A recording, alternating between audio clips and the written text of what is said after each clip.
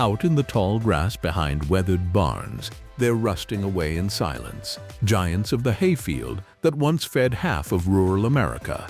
Before round bales rolled across pastures and computer screens lit up tractor cabs, these machines did the impossible with twine, wire, gears, and pure mechanical genius. Some made history, some broke records, some saved farms from ruin. Today we're cracking open the lost legends of haymaking, and you've never heard of half of them. Number 10. The new Holland Hayliner 68. Let's start with a baler that quietly raised more hay than almost any other machine of its generation. The new Holland Hayliner 68. This baler hit American farms in the late 1950s and rolled right through the 1960s. And if you grew up on a dairy farm in Pennsylvania, Wisconsin, or upstate New York, there's a strong chance your father, uncle, or grandfather ran one of these in July heat that could melt the paint off a tractor hood. The Hayliner 68 was the long-tongue version of the 67, and the difference mattered more than you'd think. The longer tongue meant a three-piece power takeoff drive shaft, which gave operators more flexibility, hitching it to bigger tractors. The 68 abandoned the older auger and wadboard feed system that the New Holland 66 had used and switched to feeder forks, which moved hay into the bale chamber faster and with fewer plugs in heavy windrows. Farmers loved it because it just worked. Some had Wisconsin auxiliary engines mounted right on the baler, while others ran straight off the tractor PTO. There's a story you'll hear from old-timers across the Midwest. A farmer pulled his Hayliner 68 with a Wisconsin VH4D engine, a 30-horsepower beast, and that baler kept thumping out bales decades after the company stopped making it. They were beasts. Find one today sitting in a barn with the original twine box, and you've found a piece of working history that most collectors will never even bother to chase. But why is it forgotten? Because the model numbers kept climbing. By the time the 268, 269, 273 came along, the 68 got tossed aside as old-fashioned. The truth is, the 68 made more bales for more farms than most of its successors. There's even one famous barn find story from Progressive Forage magazine, where a collector discovered a New Holland 78 baler still parked in the shed where the original farmer had left it the last time he used it. The Farmall M that pulled it was in another barn, unhooked. The Farmall H he had used to mow the hay was in a third barn with the mowing machine still hooked to it. The whole haying outfit frozen in time. That's how loved these New Holland balers were. Farmers couldn't bring themselves to part with them. Forgotten by the marketplace, but absolutely great. Number 9. The Oliver 62T. Now we're going to talk about a baler that came from one of the most historic small towns in American agriculture, Shelbyville, Illinois. The Oliver 62T was built between 1959 and 1963 in the old Ann Arbor Machine Company plant, which Oliver Farm Equipment had bought back in That plant didn't just make balers. At one point in the 1960s, it was the largest employer in Shelby County, with a payroll over $1 million a year and turning out $12 million worth of farm equipment annually. The 62T was Oliver's twine tie pickup baler, and the W version handled wire. It came along when small square bales were absolutely king, and Oliver knew it had to compete with John Deere International Harvester and New Holland on one of the most cutthroat product categories on the farm. The 62T held its own. It made a clean, square, tight bale, and when you set the knotters right, that baler would tie thousands of bales in a season without a hiccup. But here's the heartbreaking part. On August 25, 1970, the very last Oliver product rolled off that Shelbyville assembly line. White Farm Equipment had bought Oliver, and they shut the plant down, consolidating production in Indiana and Iowa. The 62T became an orphan. No parts pipeline, no dealer network, no factory loyalty. Most of them got scrapped through the 1980s and 90s. Today, there's actually a restored Oliver 62T sitting on display in a history building in Forest Park, Shelbyville. It's a memorial to a great baler from a town that helped invent American haying, a baler good enough that the Shelbyville plant was eventually designated a historic landmark by the American Society of Agricultural Engineers. Number 8. The Minneapolis-Moline Bale-O-Matic. If you've ever heard the phrase prairie gold, you know exactly what color this next baler was painted. Minneapolis-Moline ran their Bale-O-Matic from 1945 until 1953, and it represents the wild, experimental early years of mechanized haying. Now here's what makes the Bale-O-Matic so wonderfully strange. It was a wire tie baler. Every single one of them was wire tie. And it had its own engine, a Wisconsin V4, that drove every moving part on the machine. While the rest of the industry was racing toward PTO power and twine tying, Minneapolis-Moline doubled down on the older wire tie format because commercial hay growers shipping bales long distances needed those bales to hold together no matter what. There's a guy named Bill Stockman who farms near Oxford, Iowa. He owns 19 vintage balers, and his oldest is a 1944 Bale-O-Matic. He fires it up at his annual Hay Days demonstration weekend, and watching it work is like watching a Rube Goldberg contraption come to life. The sharp tines spin, the pickup forks claw at the windrow, the plunger pumps up and down like an oil derrick, and a giant spool of wire feeds out to tie the bale as neatly as wrapping a Christmas present. Those were his exact words. Minneapolis-Moline also built a related machine called the Uni-Baler, part of their famous Uni system, where one self-propelled power unit could be fitted with a baler, a combine, a corn picker, or a forage harvester. It was decades ahead of its time, but it never caught on with American farmers. White Motor Company bought Minneapolis-Moline in 1963 and quietly killed the brand in The Bale-O-Matic was forgotten, but for 10 incredible years, it was one of the best wire tying machines on the continent. Number 7. The International Harvester McCormick 45. If we ranked balers by sheer numbers built, the I.H. McCormick 45 would rank near the very top of every list. Between 1946 and 1958, International Harvester cranked out over 100,000 of these things at their Memphis works, 102,488 units to be exact, plus another 9,704 at a second plant between 1954. That's more than 110,000 balers, which makes calling it forgotten sound strange until you realize that almost nobody under 50 has ever seen one running. The McCormick 45 was a twine-tying pickup baler with a high-density bale chamber, and it could be ordered with either a Wisconsin engine bolted right onto the frame or a straight PTO drive for tractors with live power. Farmers loved the optional Wisconsin engine because most tractors of the late 1940s and early 1950s didn't have live PTO. That meant when you pushed in the clutch to slow down for a heavy windrow, the baler also stopped. Having a separate engine kept the plunger thumping no matter what the tractor was doing.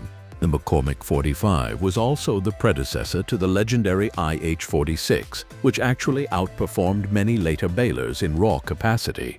There's a guy in Wisconsin still running a 45 today. He bought it for $150, greased it up, adjusted one twine knife, and put 20 bales through it on the first try. What killed the McCormick 45 wasn't poor design, it was simply that International Harvester replaced it with the 46 in 1958 and then the 47, 57 and the B series for European and British markets.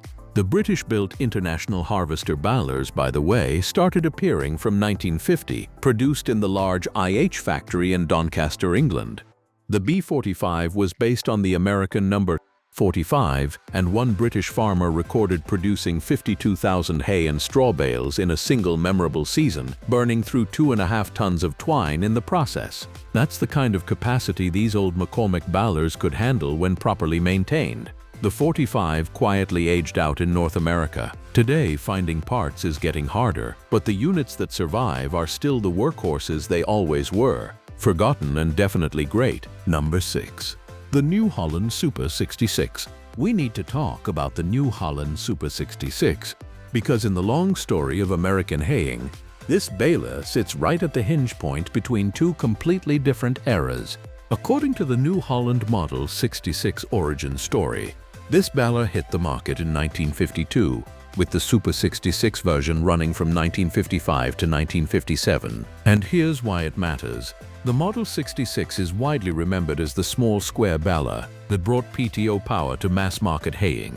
New Holland themselves credit the Model 66, introduced in 1953, as the industry's first PTO-powered baler. Before that, every automatic pickup baler had its own engine bolted to it. The Super 66 took everything good about the original and made it better.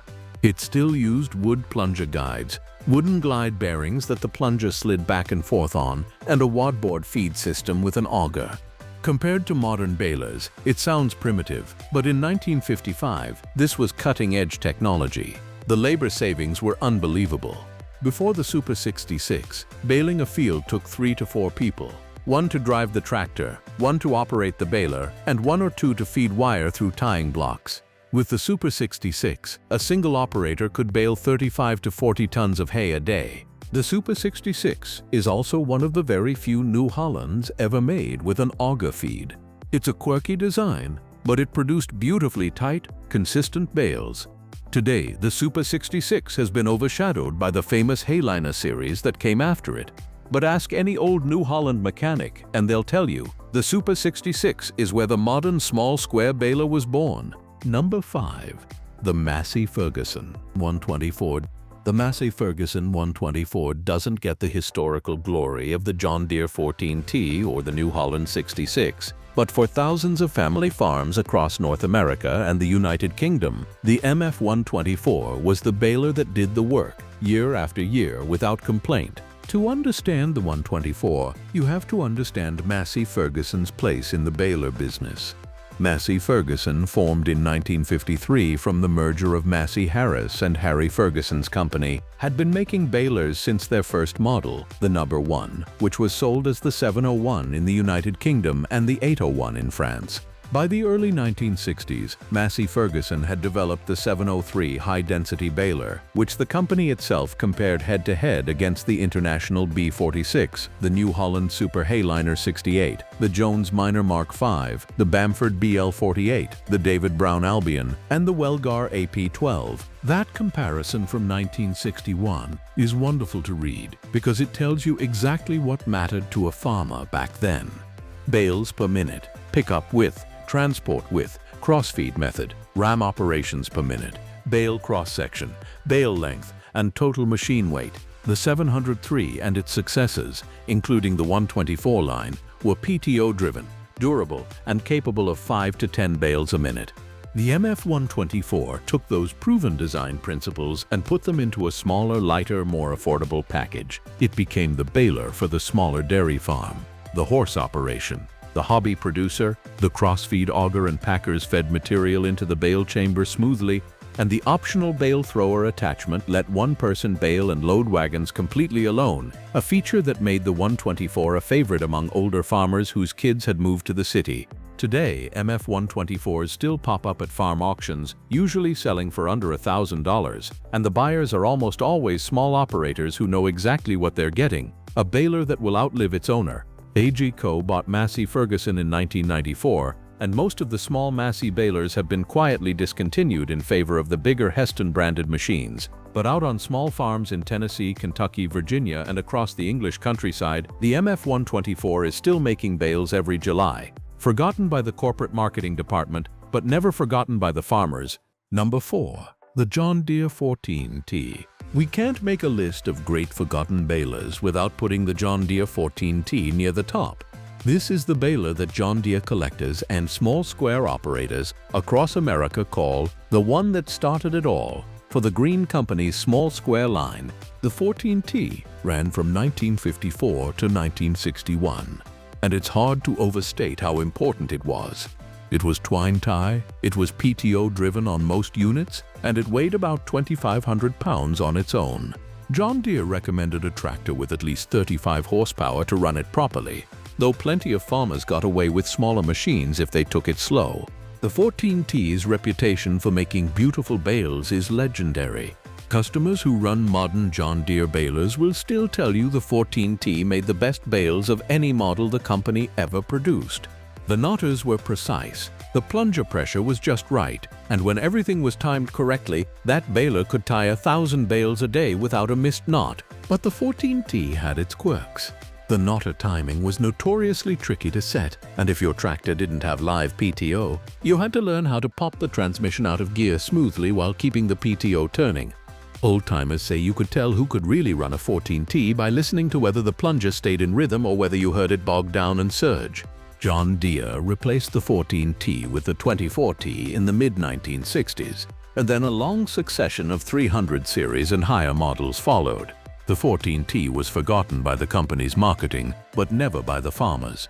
Today, parts companies like Green Baler Parts in the Midwest specialize in keeping these machines alive, and a clean 14T will still sell for around $2,000 to $2,500 on Tractor House. There's even a niche market for what people call the John Deere 14T Mini Bale Special, a modification that lets the baler produce tiny 12-inch by 8-inch by 20-inch decorative bales for fall displays. 5 mini bales equal 1 small square bale, and they sell for $3 to $4 each at farm stands. That's how versatile and beloved this machine has become. A baler designed in the early 1950s, modified 70 years later to make pumpkin patch decorations, and still earning its keep. Number 3.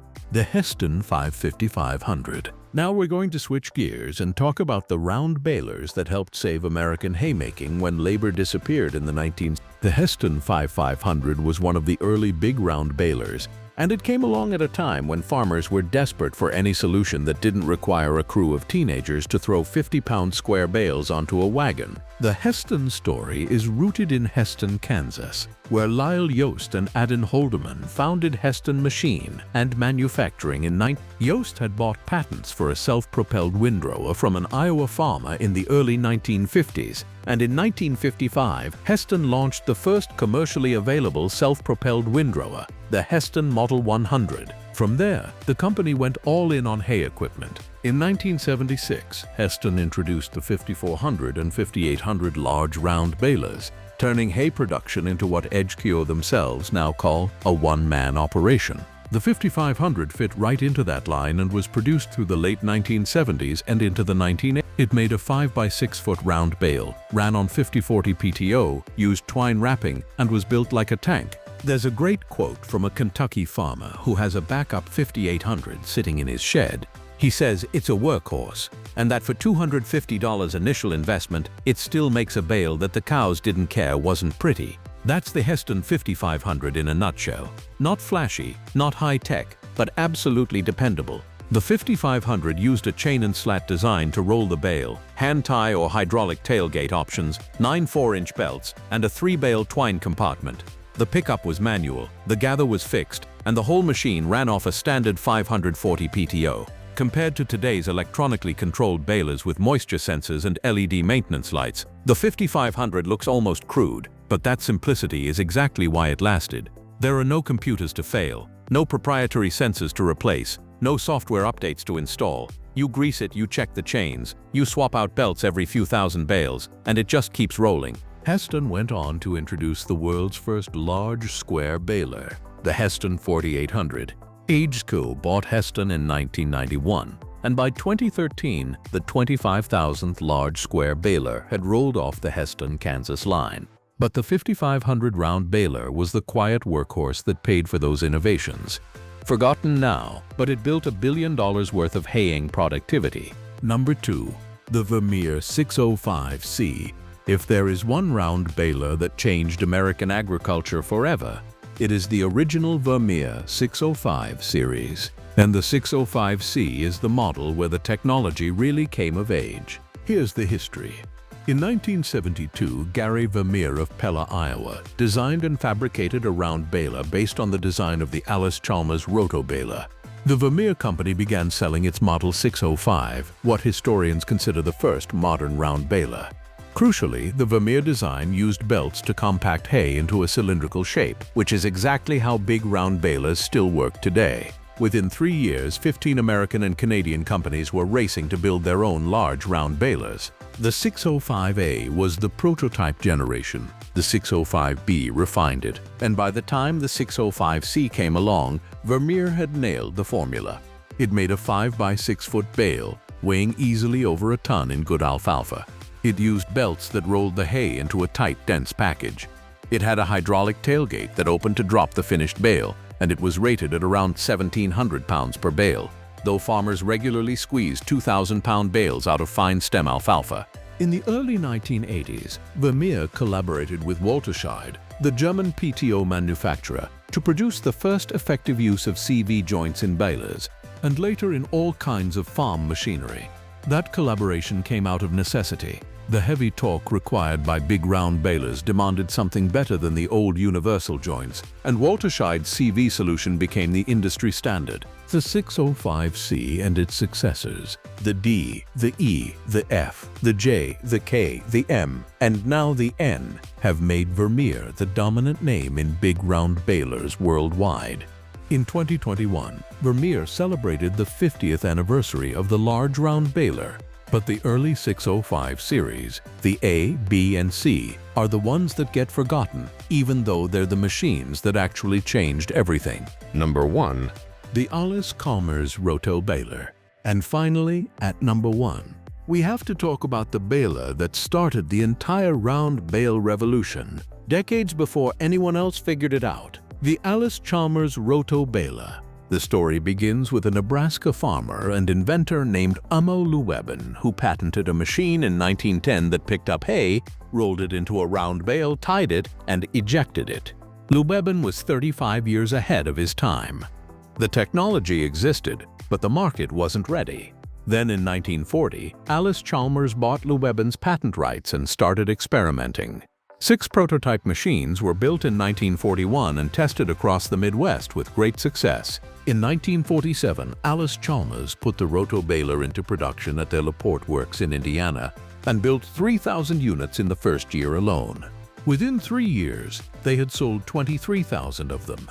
The original sale price in 1947 was $935, roughly $9,175 in today's money. The Roto-Baler could produce bales from 14 inches to 22 inches in diameter, weighing anywhere from 40 to 100 pounds, depending on the setting.